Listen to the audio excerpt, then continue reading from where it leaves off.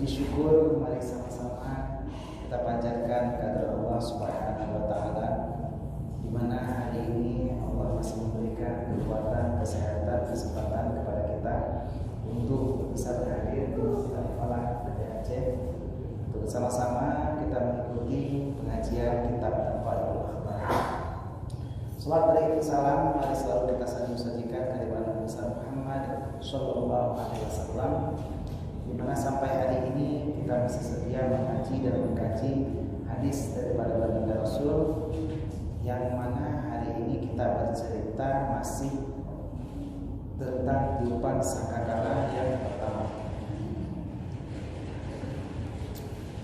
Di akhir bab ini nanti kita akan bercerita tentang bagaimana kehidupan sangkakala yang kedua dan proses kematian iblis, yang pastinya ceritanya sangat unik, asyik dan menarik. Mungkin kita belum pernah dengar sebelumnya. Dan dalam pengajian nantinya, apabila ada pertanyaan baik menyangkut ilmu tasawuf dan fikih, boleh ditanyakan, ataupun tentang yang lainnya juga boleh ditanyakan. Mudah-mudahan apabila memungkinkan dijawab pada pertemuan kali ini, bila tidak memungkinkan maka akan dijawab pada pertemuan yang depan. Baik, kita mulai pengajiannya. Cerita minggu yang lalu kita masih bercerita tentang tiupan yang pertama itu akan mengguncangkan dunia, membelah langit, membuat gunung-gunung berjalan, dan membuat air lautan pun naik ke darat. Orang yang hamil akan keguguran kandungannya, orang yang menyusui akan meninggalkan anak yang sedang disusuinya, anak kecil berubah menjadi beruban, rambutnya putih semua, dan setan menjadi heran, bintang-bintang berjatuhan, matahari terbelah, dan langit pun pecah. Manusia menjadi kebingungan dan menjadi lupa. Dan ini adalah maksud dari firman Allah, Inna zalzalatas sa'ati syai'un 'adzim. Sesungguhnya goncangan hari kiamat adalah sesuatu yang sangat besar. Kejadian tiupan yang pertama ini berlangsung selama 40 hari.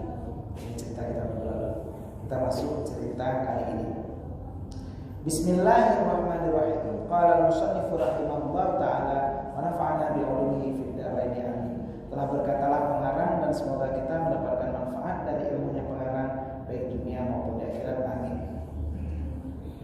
Wa ruwiya an Ibni Abbas radhiyallahu ta'ala anhuma, dan diriwayatkan, ini arti riwayat, artinya ada hadis Rasulullah tentang cerita ini dari Ibnu Abbas.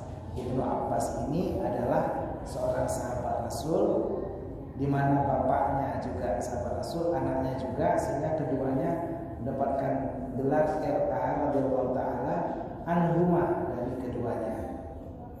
Qala, berkatalah Ibnu Abbas, qara'a alaihi salam qaulahu ta'ala, membaca oleh Rasulullah akan firman Allah Ta'ala,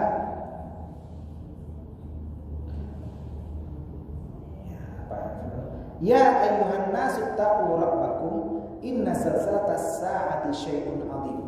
Hai manusia, takutlah engkau akan Tuhanmu. Sesungguhnya goncangan hari kiamat itu adalah sesuatu yang sangat agung, yang sangat besar, yang sangat menakutkan. Qala, berkata Rasulullah dalam majlis, atadruna ayyu yaumin dzalika. Apakah kamu sekalian para sahabatku, kata Rasul, tahu enggak hari itu hari apa? Kenapa Allah berkata goncangannya sangat hebat, sangat keras, sangat dahsyat? Tahu enggak kamu itu hari apa? Lalu para sahabat menjawab, Allah wa rasuluhu a'lam. Allah dan Rasulnya yang lebih mengetahui. Qala, berkatalah Rasulullah alaihissalam, dzalikal yaumul ladzi yaqulu Allah ta'ala fihi li Adam alaihissalam. Hari itu adalah hari di mana Allah berkata Nabi Adam, manusia pertama yang diciptakan dari nurnya Rasulullah, manusia pertama yang dijadikan nenek moyang kita. Allah pernah berkata kepada Nabi Adam, apa kata Allah? Qum, berdirilah engkau. Qum fi'il amar, qama yaqumu qiyaman, artinya berdiri. Fi'il amarnya qum, berdirilah engkau wahai Adam. Wa ba'ath min waladika ba'than nari, dan pilihlah dari anak cucumu siapa yang akan masuk neraka. Gak pernah dengar ya sebelumnya? Ini cerita yang unik karena mungkin kita belum pernah dengar sebelumnya. Nabi Adam diberikan kesempatan untuk memilih siapa di antara anak cucunya termasuk kita. Coba pilih siapa yang akan masuk neraka. Guru misalnya diberikan kesempatan, coba pilih siapa yang gak lulus UAN. Bupati diberikan kesempatan, coba pilih yang gak lulus PNS. Nabi Adam sebagai bapak moyangnya kita diberikan kesempatan untuk memilih siapa di antara kita yang masuk neraka. Lalu fayaqulu Adam alaihissalam, berkatalah Nabi Adam alaihissalam, kam min kulli alfin, berapa orang saya pilih dari 1000. Seandainya ini ada 1000 anak cucu saya, dari 1000 berapa orang yang saya pilih untuk masuk neraka? Fayaqulu Allah Ta'ala, maka berkatalah Allah Ta'ala, min kulli alfin tis'ami'atin wa tis'atin wa tis'una ilan nari wa wahidun ilal jannati. Dari 1999 masuk neraka dan 1 orang yang masuk syurga. Subhanallah, kita belum pernah dengar sebelumnya. Jumlah orang yang akan masuk neraka dari 1999. Dari 1000 orang hanya 1 yang masuk syurga. Luar biasa. Anak cucu ada. Di manakah posisi kita? Akankah kita bisa menjadi yang satu-satunya daripada 1000 orang? Kita lanjutkan ceritanya. Fasyaqqa dzalika 'alal qaumi, maka beratlah hal ini di atas kaum. Nabi Adam mengeluh, Nabi Adam meminta kurang. Tapi ini sudah keputusan Allah. Rasulullah bercerita ini di depan para sahabatnya. Sahabatnya pun susah. Bagaimana ya Rasul? Apakah kami masuk golongan yang mana? Karena Rasulullah cuma menjamin 10 sahabatnya yang masuk surga, yang lain belum dijamin. Apakah kami juga akan masuk neraka? Karena dari 1000 1 yang masuk surga, dan ini sudah ketentuan Allah.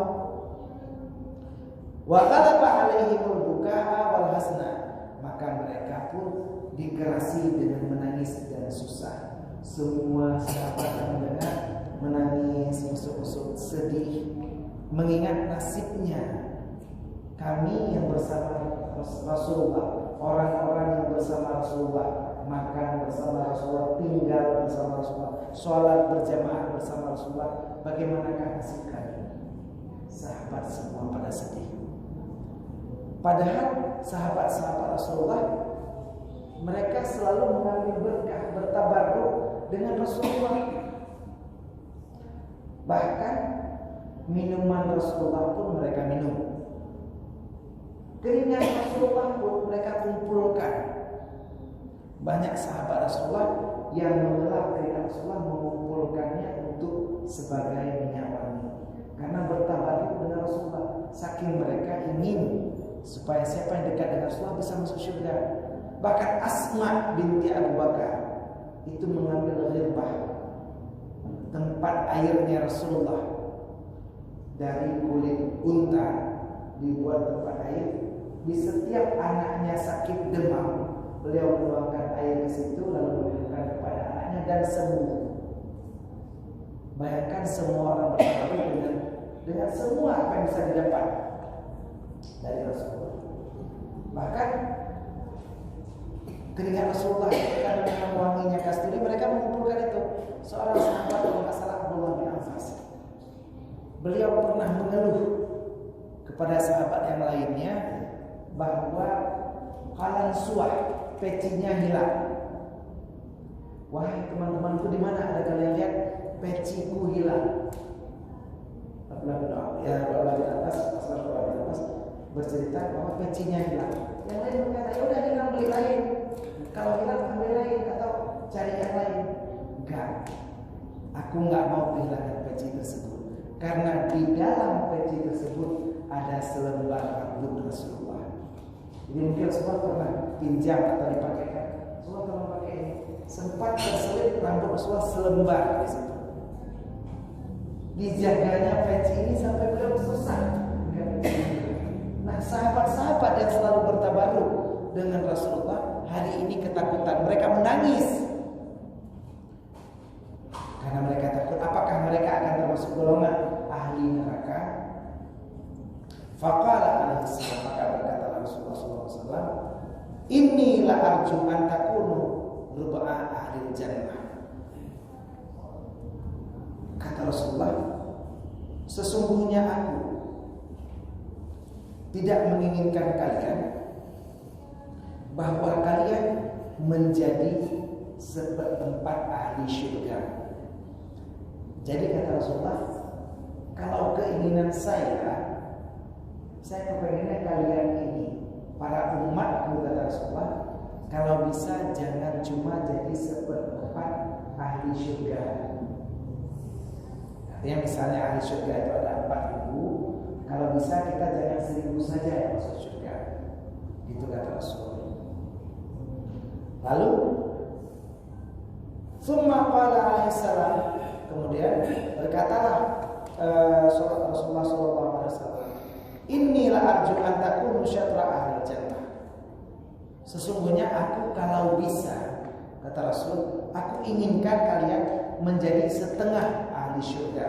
Fafarahu, maka gembiralah mereka. Seluruh sahabat berdesikan ahli syurga sudah diinginkan oleh Rasulullah. Faqala Nabi alaihi salam, maka berkatalah Rasulullah SAW, inilah arju an takunu thalathai ahlal jannati. Tapi aku mengharapkan kalian paling tidak kalian menjadi sepertiga ahli syurga. Jadi mereka hanya bingung. Rasulullah kadang-kadang bilang seperempat, setengah, atau sepertiga.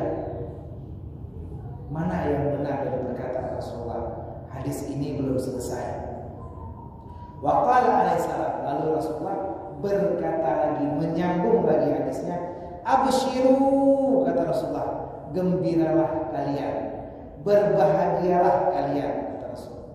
Faqala Nabi alaihi salam, berkata Rasulullah SAW,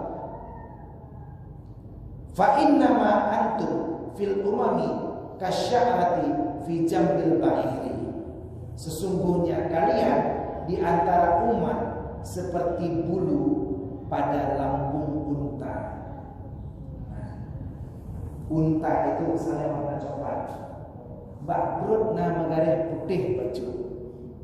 Jadi unta itu bukan seperti zebra yang warnanya beda-beda, belang-belang. Unta itu bukan seperti sapi yang warnanya bisa dominan seperti sapi Australia, bisa dominan putih dan hitamnya. Tapi unta itu dominan satu warna. Ada warnanya di bagian perut yang berbeda. Misal warna coklat, di bagian perut itu ada warnanya putih. Jadi kata Rasulullah, kalian itu seperti bulu pada lambung unta. Innama antum juz'an wahidan min alfi juz'in. Sesungguhnya kalian adalah bagian yang satu dari 1.000 bagian. Jadi seandainya umat ini 1.000 bagian, kalian satu bagian yang masuk surga. Insya Allah dengan hadis ini artinya apa? Mayoritas umat Muhammad Sallallahu Alaihi Wasallam insya Allah masuk surga. Sallu ala Nabi, bersalawat kita kepada Rasulullah. Allahumma salli wa sallim ala sayyidina Muhammad. Luar biasa perjuangan Rasulullah. Dari 1.000 bagian anak cucu ada 999 bagian itu dominan umat yang lain. Dan alhamdulillah bahagia kita hadir lahir di Gede Aceh, hadir menjadi jamaah pengajian Masjid Al-Falah Gede Aceh. Kita jadi bagian dari umat Nabi Muhammad. Kalau seandainya kita lahir di masa Nabi Musa, kemungkinan kita roh dalam kawan saja Fir'aun yang lebih besar. Kalau kita hadir di zaman Nabi Nuh, mungkin kita yang termasuk untuk dan kapai Nabi Nuh. Allah hadirkan, Allah izinkan kita hari ini hadir dan lahir menjadi umat Nabi Muhammad. Maka sangat wajar hari ini kita selalu berselawat kepada Rasulullah. Ada kesempatan berselawat kepada Rasulullah lah yang memperjuangkan kita untuk menjadi ahli-ahli syurganya. Hari ini kita masih berada di bulan Jumadil Akhir, dan ini kesempatan terakhir kita untuk memperingati Maulidul Rasul. Dari 4 bulan ikhtilaf ulama dari kelahiran Rasulullah, ini masih ada kesempatan kita memperingati. Kita lihat ada daya-daya, ada teman kita, ada tempat-tempat yang berbeda yang masih memperingati Maulid Rasul.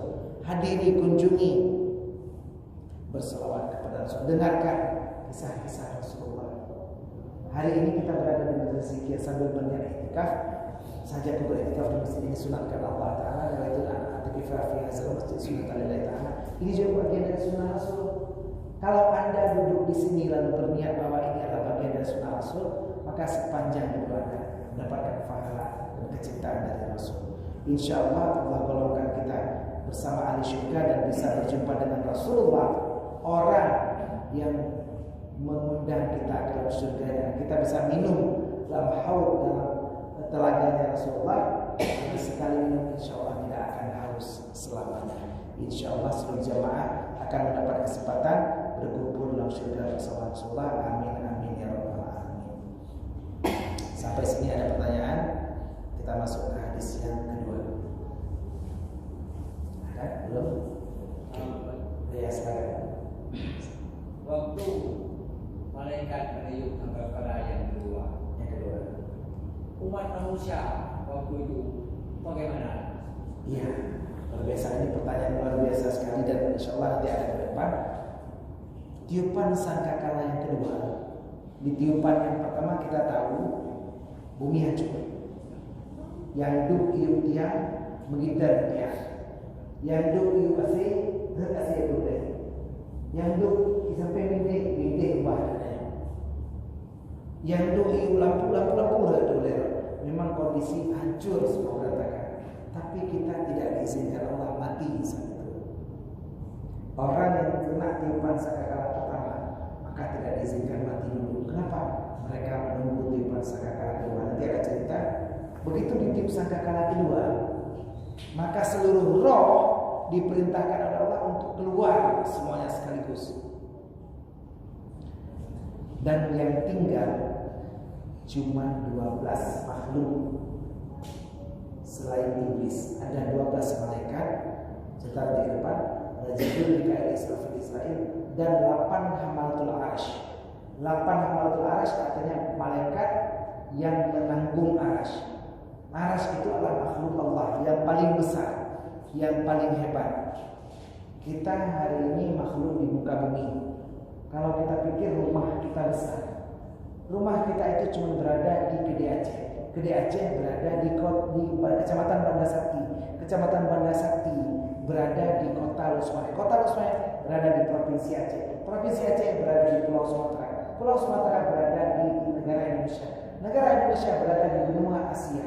Benua Asia hanyalah salah satu benua dataran dalam satu planet bumi. Mana rumah yang kita banggakan? Mana diri? Di kata Prayu Banda Sakti mentang rumahnya mana diri? Selama ini kita bangga. Bumi bukan juga planet terbesar. Ada Merkurius, Venus, Pluto, Bumi, ada Jupiter, Uranus, Neptunus dalam galaksi tata surya kita dengan porosnya matahari.